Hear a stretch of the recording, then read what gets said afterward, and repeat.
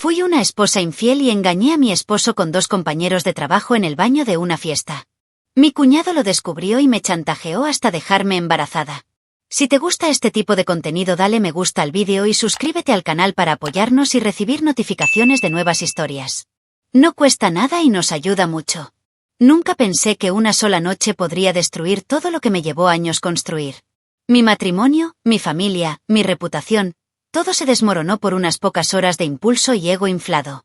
El nombre es Regina, 39 años, casada con Fernando, 42, un hombre íntegro, dedicado, y que nunca me dio motivo para buscar nada fuera de nuestro matrimonio.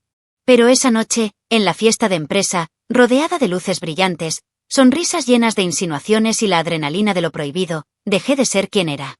Sus miradas me consumieron, me hicieron sentir viva, deseada, como no me había sentido en mucho tiempo. No bebí lo suficiente como para echarle la culpa al alcohol, ni excusas baratas para aligerar el peso de lo que había hecho. Sabía exactamente lo que estaba haciendo. El baño remoto parecía un refugio clandestino dentro de aquella ruidosa fiesta. Las puertas cerradas amortiguaron los sonidos, pero no la conciencia de lo que estaba sucediendo. Yo quería eso. Tal vez porque mi rutina era monótona, tal vez porque el deseo prohibido siempre tuvo un sabor adictivo, o tal vez porque, por primera vez en años, alguien me miró como si fuera irresistible. Eran 2 compañeros de trabajo, más jóvenes, llenos de energía y fuerza, y cada segundo que pasaban era una inmersión más profunda en algo de lo que sabía que no habría vuelta atrás. Se turnaron para interactuar conmigo y en algunos momentos, me compartieron al mismo tiempo, uno de cada lado, con intensidad, alternando momentos que me hicieron olvidar todo, mi esposo, mis hijos, mi vida fuera de allí. Y me dejé llevar. Estaba allí, en el colmo del placer que no había sentido en muchos años, completamente realizada como mujer en ese espacio de tiempo. Pasaron 2 horas y nadie notó mi ausencia. El ambiente de la fiesta, la música alta, las conversaciones distendidas, todo contribuyó a que mi desaparición no despertara sospechas. El mundo exterior continuaba como si nada pasara, mientras yo estaba allí, perdida en mi propio deseo. Era un juego silencioso entre nosotros, un secreto compartido en el estrecho espacio de ese baño, y que, en mi ingenua mente, moriría allí. Pero subestimé las consecuencias. Subestimé lo que sucede cuando nos dejamos llevar por momentos que parecen inofensivos. Me sentí como una niña otra vez, pero estaba lejos de ser una adolescente imprudente. Lo peor de todo fue lo que vino después. El silencio en mi coche de camino a casa fue ensordecedor. Podía olerlos en mi piel, el sabor de la culpa en mi boca y aún así, una parte de mí trató de justificar lo que hice. Fue solo una vez, nadie lo sabrá. Eso no cambia lo que siento por Fernando. Pero estas frases no eran más que mentiras que me dije para intentar no entrar en pánico. Sabía que no podía volver a pasar, que necesitaba olvidarlo, borrarlo de mi memoria como si nunca hubiera sucedido. Pero la realidad tiene una manera cruel de recordarnos que nada permanece enterrado para siempre. Cuando entré a casa, mis 2 hijos, de 12 y 9 años, ya estaban dormidos y Fernando estaba en el sofá viendo algo en la televisión. Me sonrió, una sonrisa llena de confianza, de amor, y en ese instante se me revolvió el estómago. ¿Cómo podía confiar tanto en mí? ¿Cómo podía amarme así, sin saber que esa noche había traicionado todo lo que habíamos construido juntos? Quería llorar, quería arrojarme a sus brazos y confesarle todo, pero sabía que no podía. Si dijera la verdad, lo perdería todo. Entonces me tragué la culpa y fingí que no pasó nada. Besé a mi marido. Me di una ducha caliente para intentar quitarme la suciedad invisible que me cubría y me quedé dormido junto al hombre al que acababa de traicionar. Pero el sueño no llegó. La noche parecía interminable y mi mente reproducía cada detalle de lo ocurrido en el baño de la fiesta. Intenté encontrar algún signo de arrepentimiento genuino dentro de mí, pero se mezcló con la adrenalina del momento. Era como si 2 versiones de mí pelearan dentro de mi cabeza. La mujer que fui durante años, madre fiel, dedicada, ejemplar, y la mujer que, esa noche, se entregó a algo destructivo sin dudarlo. ¿Un error define quiénes somos? ¿O siempre llevamos un lado oscuro en nuestro interior esperando que surja el momento adecuado? La verdad es que esa noche no solo engañé a mi marido. Me traicioné a mí mismo. El peso de lo que hice era asfixiante, pero al mismo tiempo quería creer que podía enterrarlo para siempre. Que podría seguir con mi vida como si nada hubiera pasado. Lo que no sabía, sin embargo, era que mi pasado ya estaba grabado, registrado, listo para perseguirme. Alguien lo sabía. Y ese alguien no estaba dispuesto a dejarme seguir adelante. Lo que empezó como un secreto vergonzoso pronto se convertiría en una prisión.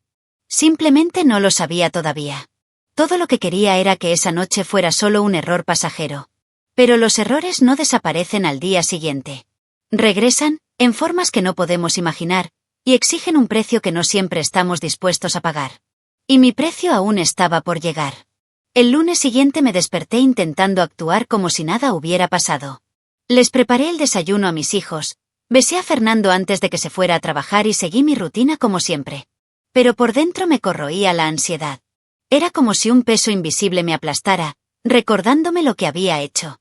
Lo peor fue que, hasta ese momento, creía que mi secreto estaba a salvo. Esa noche solo quedaría en mi memoria y en la de los involucrados. Pero todo cambió cuando recibí ese mensaje. Una notificación anónima, un simple archivo adjunto. Lo abrí, y al instante siguiente, mi cuerpo se congeló. Mi corazón se aceleró y mis manos temblaron. El vídeo era claro y nítido. Cada detalle de esa noche grabado, cada movimiento, cada segundo capturado sin que yo lo supiera. Sentí que la sangre se me escapaba de la cara mientras miraba, incapaz de procesar la gravedad de ello. Mi error ya no fue solo mío. Se había transformado en algo concreto, algo que podía destruirme en cuestión de segundos. Mis pensamientos se cruzaron unos sobre otros. ¿Quién lo grabó? ¿Por qué? ¿Qué querían de mí? Pero nada me preparó para el shock de descubrir quién estaba detrás de esto. El segundo mensaje llegó poco después. Esta vez, con palabras que me provocaron un profundo escalofrío. El remitente era Raúl, mi cuñado de 37 años, casado con mi hermana menor. Siempre había algo extraño en la forma en que me miraba. Pequeños comentarios, largas miradas, chistes que me incomodaban. Pero nunca le presté mucha atención. Nunca imaginé que tuviera una obsesión conmigo. Ahora tenía algo en sus manos que le daba control absoluto de mi vida. Raúl fue directo. O hacía exactamente lo que él quería, o el vídeo se lo enviaban a Fernando, a mi familia, a mis amigos. Incluso para los padres de Fernando. La mera idea de que mis hijos se enteraran de esto me revolvía el estómago. Era una amenaza real. No se podía esconder. No se podía fingir que no era yo el que aparecía en ese vídeo. Me encontré atrapada de una manera que nunca imaginé posible. La traición, que ya era un peso insoportable, ahora se convirtió en una cadena que me ataba a una pesadilla sin salida. Pensé en negarlo, fingir que no me importaba, pero sabía que era inútil. Raúl estaba seguro del poder que tenía sobre mí.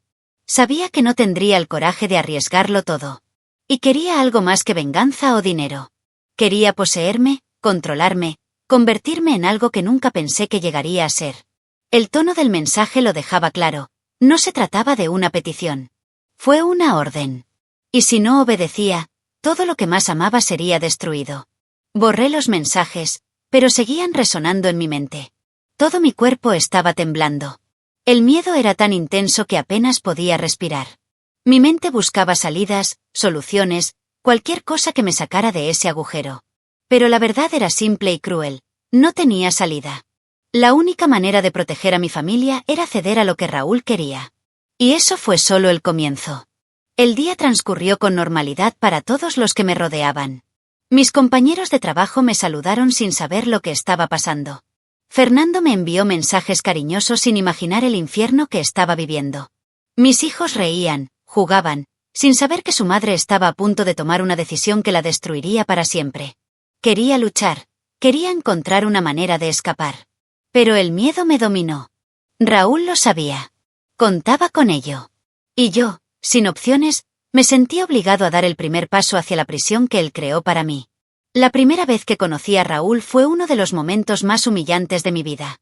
Quería creer que podía convencerlo de que borrara el vídeo, que todavía había un rastro de humanidad en él. Pero cuando llegué al motel barato que eligió, me di cuenta de que no había lugar para la negociación. Estaba relajado, confiado, como si ya supiera que no tenía otra opción. Intenté discutir, ofrecerle dinero, rogarle, pero él simplemente se rió. No se trata de dinero, Regina, dijo, saboreando cada palabra. Se trata de poder. Y en ese momento supe que no solo se estaba aprovechando de mi error. Estaba saboreando la caída de alguien que siempre había estado fuera de su alcance. Lo que me atormentó fue cómo consiguió Raúl el vídeo. No tenía sentido. No había visto a nadie grabando esa noche. Pero me lo explicó, como si quisiera que cada detalle me aplastara aún más. Uno de los implicados en la traición grabó todo y compartió el archivo con un amigo. Este amigo, tal vez con ganas de alardear o simplemente sembrar el caos, terminó enviándoselo a alguien que conocía a Raúl y sabía que era mi cuñado. Y así, el vídeo llegó a sus manos, como un regalo inesperado. No tuvo que hacer nada más que esperar la oportunidad perfecta para ponerme contra la pared. El destino me jugó la peor mala pasada posible. Raúl dejó claro que este no sería un encuentro puntual. Quería continuidad, quería controlarme. 2 veces por semana, sin falta, debía reunirme con él donde y cuando él dijera. No importaban mis compromisos, mi rutina, mis ganas. Estaba a su merced. Si me negué, el vídeo sería enviado de inmediato a Fernando y a toda mi familia. Las reglas eran simples, crueles e inmutables. Pero hubo un detalle que hizo todo aún más asfixiante. Tuve que pagar los moteles. Como si verme obligado a obedecer no fuera suficiente, también tuve que financiar financieramente mi propia destrucción. Los encuentros estaban diseñados para degradarme. Siempre en moteles cutres y sucios, donde la humillación era parte del castigo que quería imponerme. Yo, que siempre había tenido control sobre mi vida, ahora estaba siendo manipulada como una marioneta. Cada vez que cruzaba la puerta de uno de esos lugares, una parte de mí moría. Pero Raúl quería algo más que control físico. Quería mi rendición completa. Grabó todo, obligándome a dar mi consentimiento, asegurándose de que nunca podría negar nada en el futuro. Cada nuevo archivo se convertía en una cadena más que me ataba a él. Al principio todavía estaba tratando de encontrar maneras de salir de esto. Pero en cada intento de resistencia demostró que siempre estaba un paso por delante. Si haces algo estúpido, Regina, acabaré contigo. Y supe que cumpliría su promesa. Raúl no tenía miedo de destruir vidas. Se alimentó de eso. Mi cuerpo, mi mente, mi dignidad, todo me fue arrebatado, poco a poco. Ya no estaba a cargo de mi propia vida. Con el tiempo, el miedo se mezcló con la desesperación y la culpa. No podía mirar a Fernando a los ojos sin sentir que un abismo nos separaba. Mis hijos, tan inocentes, tan ajenos a lo que estaba pasando, fueron lo único que me mantuvo adelante. Quería protegerlos, quería evitar que el escándalo destruyera a nuestra familia. ¿Pero a qué costo? Estaba desapareciendo. Convertirme en solo una sombra de quien una vez fui. Lo más aterrador fue darse cuenta de que a Raúl le gustaba la situación. Él no solo quería tenerme a mí. Quería romperme, verme destruida, completamente sumisa al control que tenía sobre mí. ¿Y lo peor? Ya no sabía si podría escapar. El juego estaba preparado, las piezas colocadas y yo era solo un prisionero sin salida. El peso del chantaje era aplastante, pero había algo peor, la incertidumbre. ¿Hasta cuándo continuaría esto? ¿Cuál sería el siguiente paso de Raúl? ¿Qué pasaría si un día decidiera que el control por sí solo no era suficiente? Ya había perdido mi libertad. Pero tenía miedo de descubrir qué más podía quitarme. Mi rutina se convirtió en un infierno silencioso. Durante el día yo era la esposa dedicada, la madre actual, la profesional competente. Les preparaba el desayuno a mis hijos, intercambiaba mensajes con Fernando, sonreía a mis compañeros de trabajo. Pero, las tardes en que Raúl me llamaba, me transformaba en alguien a quien odiaba. Siempre escogía un momento estratégico, cuando Fernando estaba ocupado y los niños estaban en el colegio, asegurando que yo nunca tuviera una excusa plausible para negarme. Dejé el trabajo reclamando reuniones externas, compromisos que no existían, y fui a reuniones que me destrozaron por dentro. Regresé a casa exhausto, tratando de recuperarme antes de que la familia notara que algo andaba mal. Pero fue imposible. Lo peor era el cansancio que me embargaba al final de cada tarde. Raúl era insaciable, tal vez por el deseo reprimido que siempre tuvo por mí. Ahora que me tenía en sus manos, me usó sin piedad, sin límites, hasta quedar completamente satisfecho. Horas y horas que parecían interminables mientras mi cuerpo y mi mente rogaban descanso. Y notó cuando ya no podía más, cuando mi cansancio superó el límite, pero no le importó, continuó hasta que no pudo más. Para él, eso era parte del juego. Cuanto más humillada estaba yo, más control sentía él. Cada día que pasaba, mi mente se fragmentaba más. La Regina que existía antes de esa noche estaba desapareciendo, dando paso a una mujer destrozada, prisionera de su propio error. En el trabajo no podía concentrarme como antes. Los colegas me preguntaron si estaba bien, si necesitaba algo. Sonreí y dije que simplemente estaba cansado. ¿Cómo podría decir la verdad? ¿Que cada mensaje de Raúl me provocaba un escalofrío en la espalda? ¿Que seguí contando los días hasta el próximo encuentro forzado, sin poder ver una salida? Muchas veces, después de uno de estos encuentros, regresaba a casa destrozado, casi sin fuerzas en las piernas para subir y bajar del auto. Tal era la exigencia física para satisfacer a Raúl hasta el último gramo de su deseo, disgustado conmigo mismo, y me acostaba al lado del hombre al que traicioné de una manera que él nunca podría imaginar. Lo peor era cuando Fernando quería tener momentos íntimos conmigo y yo necesitaba ocultar mi cansancio y asco. Mi cuerpo estaba siendo utilizado constantemente por otro hombre y él no tenía idea. Intenté alejarlo con excusas, diciendo que estaba cansada o que necesitaba levantarme temprano al día siguiente, pero no siempre podía evitarlo. Cuando no tenía otra opción, cerraba los ojos y trataba de no pensar en lo que eso significaba, fingiendo que seguía siendo la mujer que él creía que era. Ya no sabía lo que era dormir sin pesadillas. Cuando cerré los ojos vi a Raúl, vi el motel sucio, vi el teléfono con esa maldita grabación con la que me manipulaba. Y cuando no era eso, era el miedo al día en que Fernando descubriera todo. El día que mis hijos me miraron y ya no vieron a su querida madre, sino a una extraña, una decepción. El día que mi familia se vino abajo por completo. Con cada encuentro, Raúl parecía más satisfecho, más cómodo con su poder sobre mí. Puso a prueba mis límites, me empujó, quería ver hasta dónde llegaría. Y la verdad era que ya no tenía fuerzas para luchar. Ya había perdido. Lo único que me quedaba era la esperanza de que de alguna manera esto terminara antes de que lo perdiera todo. Pero la esperanza no fue suficiente. El miedo me consumió, pero algo dentro de mí empezó a cambiar. No podría vivir así para siempre. No podía seguir siendo una marioneta, viviendo amenazada, pretendiendo ante todos que mi vida seguía siendo normal. Pero ¿cómo puedo salir de esto sin destruir todo lo que me rodea? Aún no tenía la respuesta, pero sabía que algo necesitaba cambiar. Antes de que Raúl me destruyera por completo. Pasaron los meses y mi cuerpo empezó a dar señales de que algo andaba mal. Al principio pensé que era simplemente el cansancio acumulado, el estrés asfixiante de vivir bajo una amenaza constante.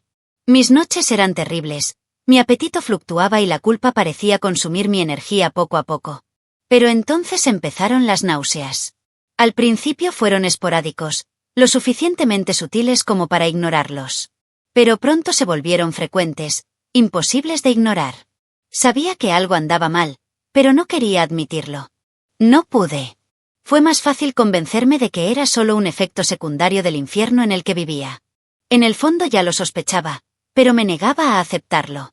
Hasta que un día, después de casi desmayarme en el trabajo, decidí afrontar la verdad. Compré un test de embarazo en la farmacia, intentando no entrar en pánico. Me hice la prueba sola en el baño de la oficina y me temblaban las manos mientras esperaba los resultados. Cuando apareció la segunda línea, sentí que el suelo desaparecía debajo de mí. Positivo. Era como si mi cuerpo se hubiera congelado. Mi corazón latía tan fuerte que podía oír el sonido en mis oídos. Respiré hondo, tratando de convencerme de que tal vez hubo un error. Pero en el fondo sabía que no había ningún error. Sabía exactamente cómo había sucedido. Desde el inicio del chantaje, Raúl impuso que las reuniones se realicen sin condones. Quería control absoluto sobre mí, sobre lo que pasaba entre nosotros, y no aceptaba preguntas.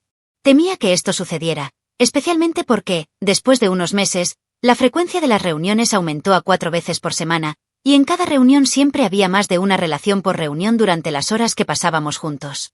Mi cuerpo no tuvo tiempo de descansar, mi mente estaba en estado de alerta. Y, en medio de todo esto, terminé olvidándome de tomar mi anticonceptivo por unos días.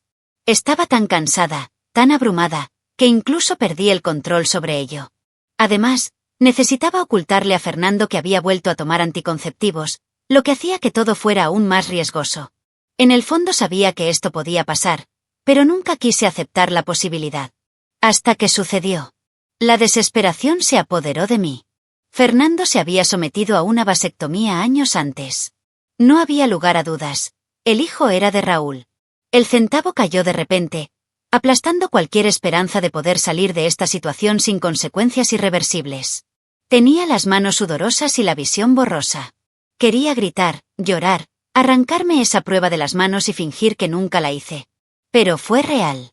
Llevaba dentro de mí el resultado de la peor decisión de mi vida. Mi mente colapsó, tratando de encontrar alguna solución. ¿Abortar? ¿Pretender que el hijo era de Fernando? ¿Decir verdad? Ninguna opción parecía posible. Sabía que no podría ocultarlo por mucho tiempo.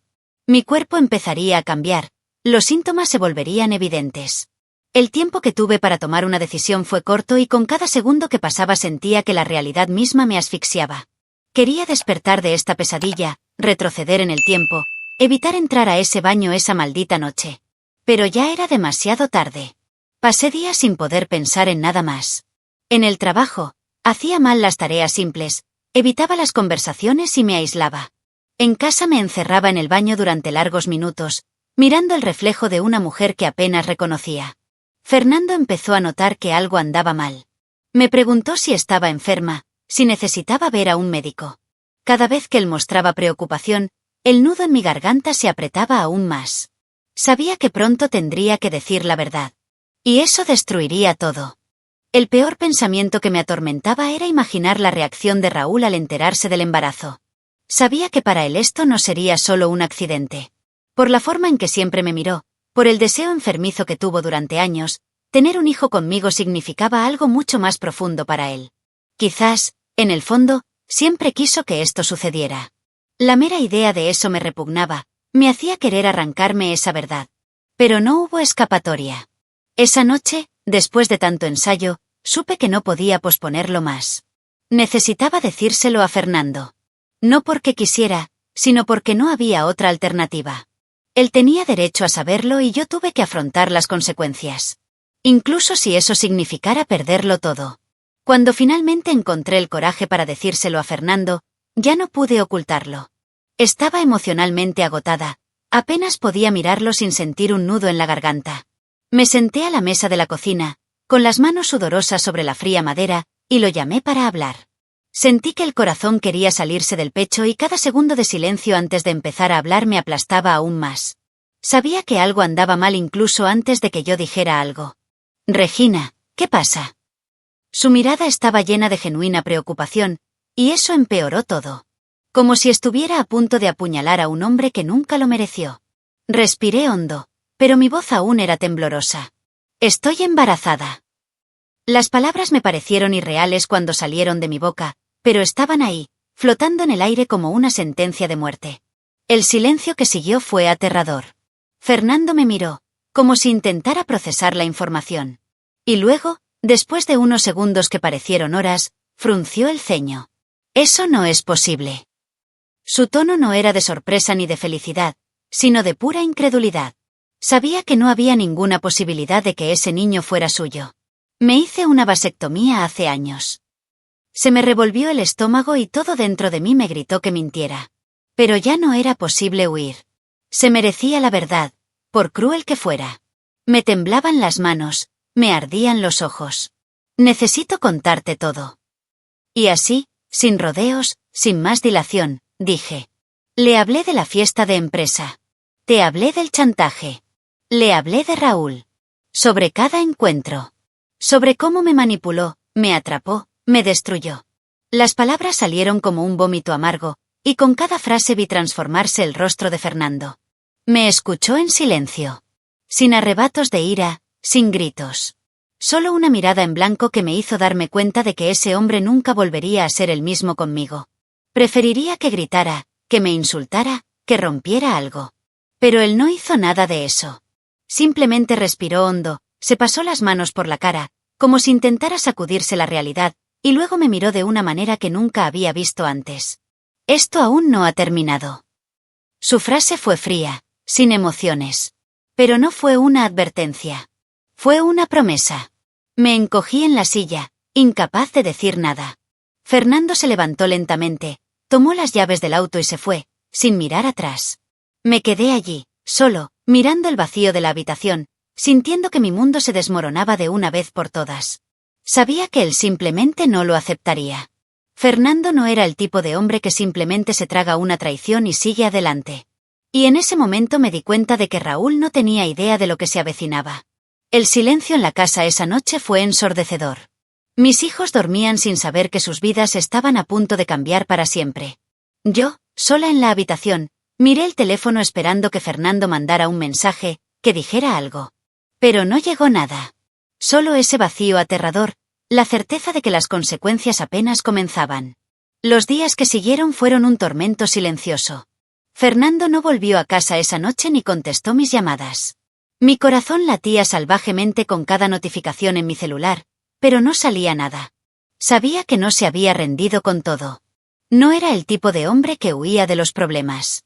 Estaba planeando algo y me aterrorizaba tanto como la situación en la que estaba atrapado. Su silencio fue calculado, frío, y sentí que, en cualquier momento, algo iba a pasar. Cuando finalmente llegó a casa, ya no me miró como solía hacerlo. No hubo ira explícita ni odio abierto. Había algo peor. La certeza de que ya no me veía como la mujer con la que construyó una vida. Pasó junto a mí como si fuera un extraño. Agarró algo de ropa y se fue de nuevo. «Esto no ha terminado», repitió, con ese tono gélido que me hizo estremecer. Quería preguntarle qué estaba planeando, pero tenía miedo de la respuesta. No era un hombre impulsivo. Todo lo que hizo fue meticuloso. Solo podía imaginar lo que estaba haciendo. En los días siguientes, Fernando siguió con su rutina como si nada. Trabajé, recogí a los niños de la escuela, hablé con amigos. Pero detrás de esta aparente normalidad, estaba actuando. Un día, salió temprano y regresó tarde en la noche, luciendo satisfecho. Fue entonces cuando me mostró lo que logró. Había seguido las reuniones entre Raúl y yo, obtuvo pruebas del chantaje y, lo más importante, se aseguró de que Raúl ya no pudiera escapar de las consecuencias. No solo destruiría a Raúl, acabaría con él. Mi corazón dio un vuelco cuando vi los documentos y vídeos que recibió Fernando. Tenía mensajes, registros de moteles, pruebas que podrían acabar con Raúl de varias maneras. Pero lo peor, entre las pruebas estaban todos los chantajes grabados en mi propio celular. Fernando tenía acceso a todo, ya que me obligó a darle acceso total a mi celular para ayudarme a arreglar el desastre que había creado, y no podía negarlo. Cada mensaje de Raúl exigiendo reuniones, cada amenaza velada, cada conversación en la que reforzó su control sobre mí. Y, en medio de todo, también estaban los vídeos. Los vídeos que empezaron todo. El shock en el rostro de Fernando al ver eso fue insoportable. No solo vio la evidencia del chantaje, vio los registros de mi traición, los vídeos con mis compañeros de trabajo en el baño de la fiesta. Ya sabía de la traición, pero ahora lo vio todo con sus propios ojos. Cada detalle, cada segundo grabado, cada elección que me llevó a este momento. El disgusto en sus ojos era peor que cualquier grito, peor que cualquier insulto. Ya no era solo la esposa que lo engañaba. Yo era algo que él despreciaba. Pero mientras Fernando reunía pruebas y planeaba su venganza, yo seguía atrapada en mi pesadilla. Aunque estaba embarazada, seguí viendo a Raúl. El miedo me consumía. Si sospechaba algo, podría difundir los vídeos y arruinar cualquier posibilidad que tuviera de salvar lo poco que me quedaba. Cada encuentro fue un tormento. Mi cuerpo gritaba contra ello, mi mente rogaba escapar, pero no podía darme el lujo de levantar sospechas. Para él todo estaba bajo control. Para mí fue solo una cuenta atrás hasta que Fernando diera el siguiente paso. Intenté argumentar, decir que Fernando no necesitaba hacer eso, que lo que pasó era suficiente. Pero él se rió, una risa sin humor y sin emociones. Aún no lo entiendes, Regina. No estoy haciendo esto por ti. Estoy haciendo esto porque se metió con mi familia. Y en ese momento me di cuenta de que nada de lo que dijera podría detenerlo. Raúl creía que tenía el control de la situación. Pero subestimó a la persona equivocada. Fernando empezó a actuar entre bastidores, recopilando información, manipulando contactos. Era discreto, estratégico y eso solo hacía que todo fuera más aterrador. No sabía qué haría primero, pero sabía que Raúl estaba a punto de perderlo todo. Solo pude observar cómo se desarrollaba todo. Raúl me había mantenido prisionera durante meses, pero ahora él era el objetivo. Pero, en el fondo, un miedo crecía dentro de mí. Fernando quería justicia, pero ¿y si esa justicia se convirtiera en algo más oscuro? ¿Qué me haría realmente cuando llegara el momento? Lo primero que perdió Raúl fue su trabajo. Fernando, con sus conexiones y su meticulosa inteligencia, logró que lo despidieran por justa causa. Expuso suficientes detalles como para arruinar su reputación sin revelar toda la verdad. Raúl estaba furioso, pero no sospechaba que Fernando estaba detrás. Seguía pensando que era intocable, creía que tenía todo bajo control. Pero eso fue solo el comienzo. Fernando no se conformó con perjudicarlo económicamente. Quería destruir todo lo que Raúl consideraba intocable. La humillación no terminó ahí. Las grabaciones que Raúl hizo de mí terminaron convirtiéndose en su perdición. Fernando encontró una manera de usarlos en su contra. Con evidencias de chantaje, coacción y extorsión, Raúl se convirtió en blanco de una seria investigación. Cuando se dio cuenta de que estaba acorralado, intentó reaccionar. Me envió mensajes furiosos, exigiendo saber qué estaba pasando, tratando de intimidarme nuevamente. Pero esta vez ya no tenía poder sobre mí.